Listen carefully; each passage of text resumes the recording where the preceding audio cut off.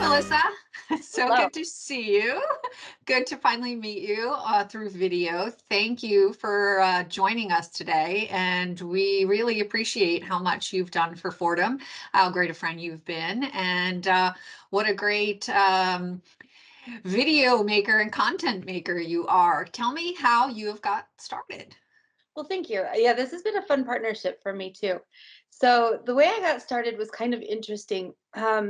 When we moved to Virginia, my husband was doing grad school in Washington, D.C. Mhm. And, I had my oldest was 2 years old at the time. And so when, he was in school, he was like this the whole time. And then you can only have so much conversation with a 2 year old. And I was teaching programming languages and web development applications at the time. And, so I was one of those people that, believe it or not very creative. Believe it or not. It's I like don't believe that. it was a surprise to us too when we found that I could do what I could do. But I would walk around Michael's for hours with my daughter and just thinking there's got to be something in this store that I can do. And and it's when Michael's had like this much jewelry. There was nothing. It was all scrapbooking and flowers and stuff like that. And I found this wire and one of those little Panda Hall fold out books that have like a couple of little projects. And then they had all the little tools that went with it, right? But it was like $65 to get started. And I'm thinking, we're students, we can eat for like 2 weeks on $65. Yes. But after a few weeks, I still really wanted to try it. So I thought, okay, it's not just a whim purchase. Let's get this and we'll try this out. So that's kind of where it started. And then I had switched jobs, and there was another lady who did a lot of bead stringing. And she said, "Oh, you need to go take some classes at this place." And I'm like, "What? They teach classes?" And so I took some little basic classes. I did like some wire wrapping. I took a basic soldering workshop. And I remember like the basic soldering workshop is still the one that I even teach. You just wrap some jump rings, you cut them with a jeweler saw, you put them together, you make a bracelet, and it was just fascinating. And I remember driving home, and I was talking to my dad, and he asked how it was, and I said, "Dad, you know what? I could really see myself doing something with this. Never dreaming it would go to this level." And I couldn't do a whole lot while we were still there, just because I was still working full time. He was in school full time, and we had our daughter. And then I had another baby, and we moved to Ohio when she was 10 weeks old. I was going to do the whole stay home mom thing.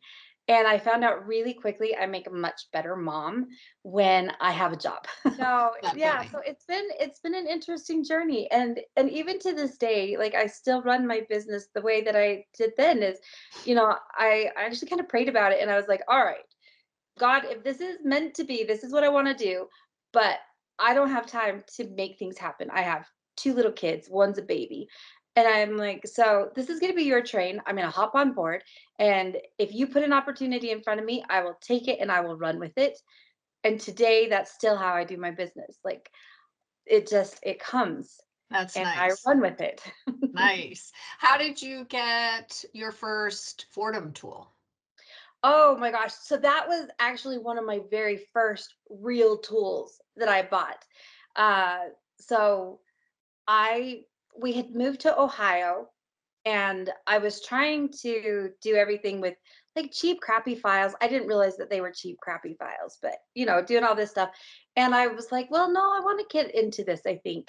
And in order to be a little bit more professional, I need some professional tools. And for me, um, when I asked people what I should be looking for to help with polishing, to help with drilling, and everybody was like, "Oh, you need a Fordham motor."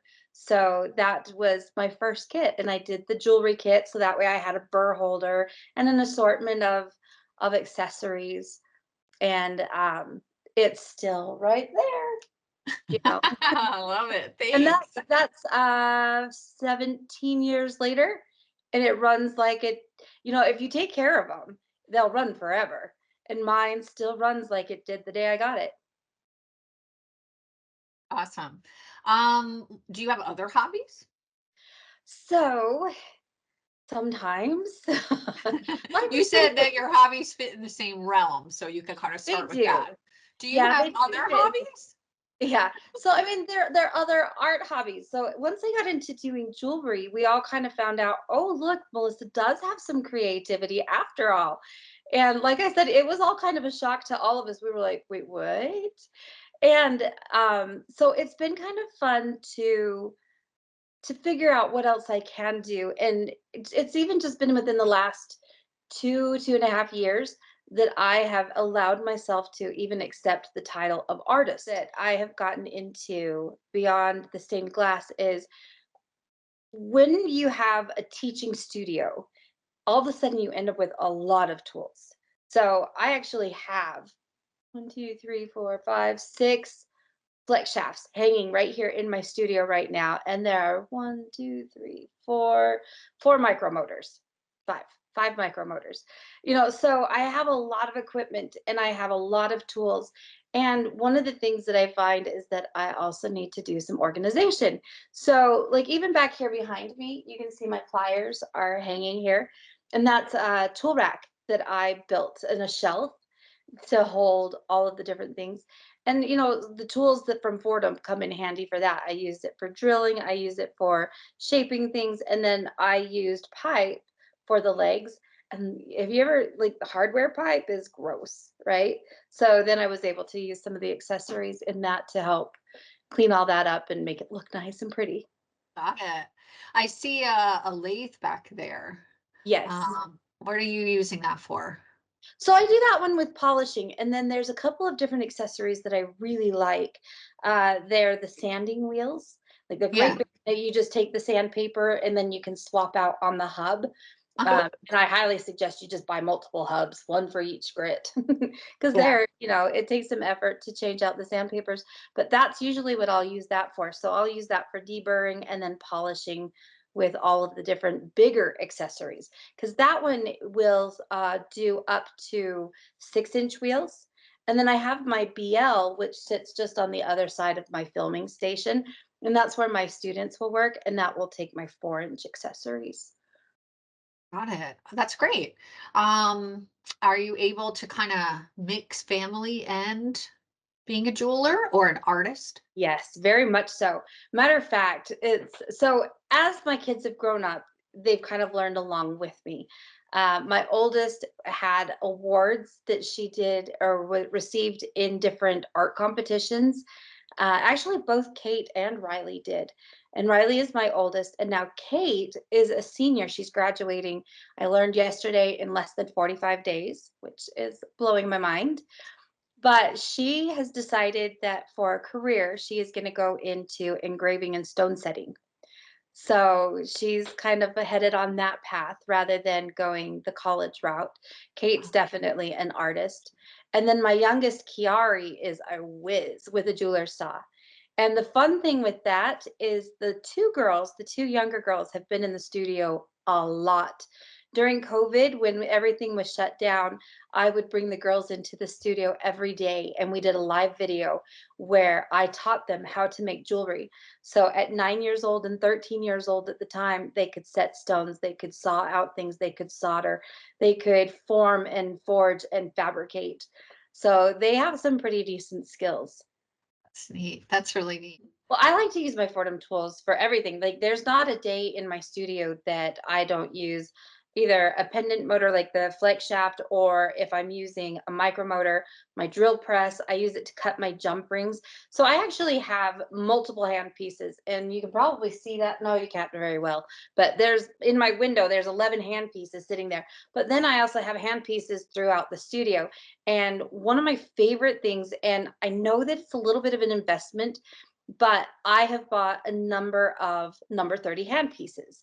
So there's one that just lives in my drill press. So when I'm ready to use it, all I have to do is plug in the flex shaft to it.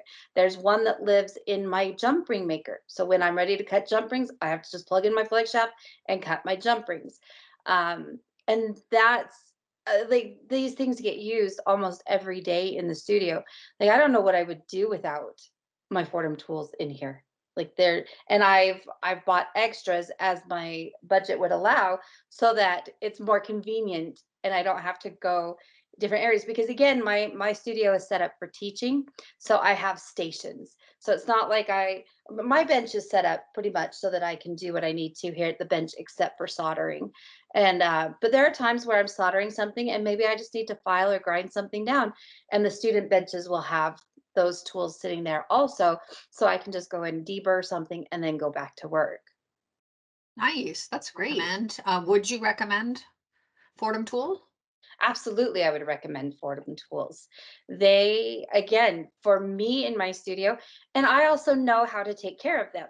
And I make a lot of videos. That's one of the videos that I do a lot of, is how to maintain your Foredom tools, because if you do, they're going to last you a lifetime. Do you have some basic starter tips? Um, and something like someone who's just purchased a Fordham motor, do you have a starter tip for them? Yeah. So one of my favorite starter tips is going to be learn to use your machine properly. A lot of people, and it makes me cringe when I see it happening. And people think that there's a foot pedal, so you just push on that foot pedal all the way down, and it takes your motor all the way high speed. Well, on an SR motor, that's 18,000 RPM. And most tools only like have a maximum of 5,000 RPM. So not only is it dangerous, but then you're also taking away the ability for the tool to do its job because you're going too fast.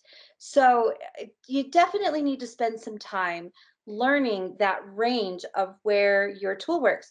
For instance, if we are drilling in a piece, if I'm getting little flakes as I drill, I'm going too fast. It's not allowing that drill bit to grab my metal and really remove the metal efficiently. Whereas if I get these little strong or curly, the little long curly fibers that come out, not fibers, but like strings of metal, that is the ideal speed. And that is definitely not at 18,000 RPM.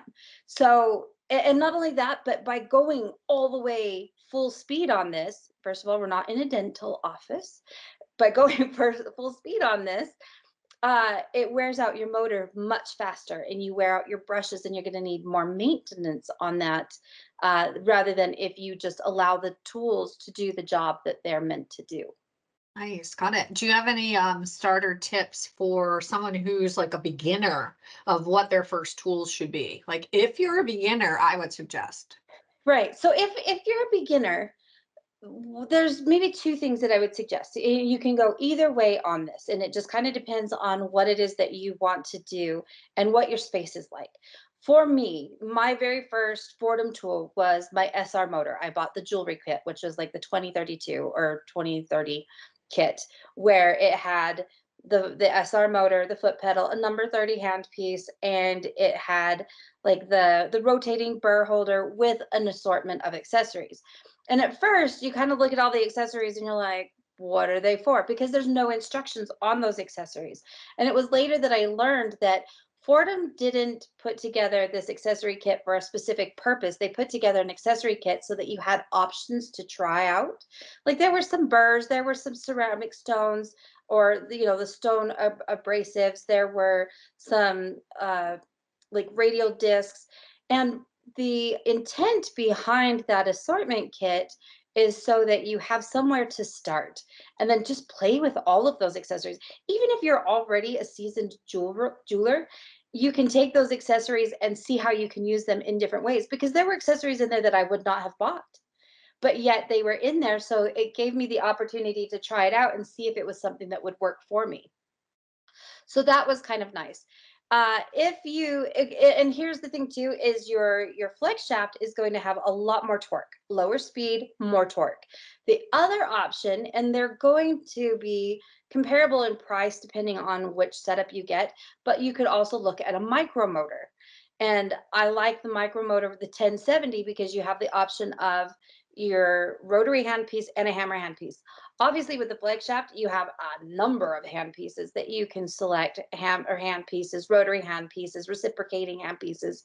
You have a number of options there.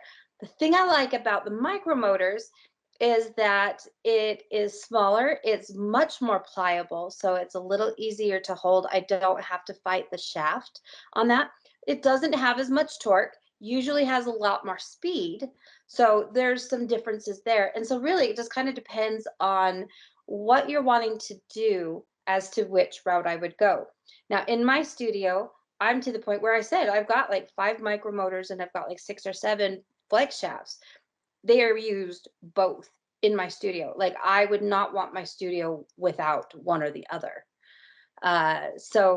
But there's certain things that you spend your money right on the first time, and flex shaft is one of those, or your micro motor. So you want to be aware of that. And my SR motor was the one that I spent the money on first. Nice. Thank you. Do you Mhm. have anything to add? Because you know I'm going to be calling you weekly now. And At least monthly. And you're At welcome least to do it monthly. too. I don't mind. So one of the things that I really like is that if I ever have a problem or a question, I can easily just call up the customer service. They're I can't say local, but they're here in the United States. And so it makes it very easy for me if I have any kind of problem. And then there's times that I have had equipment that needed some maintenance or repairs, and I just send it in, they take care of it and send that back. And it's a very easy process and the support is wonderful. Thank you. Thanks so much.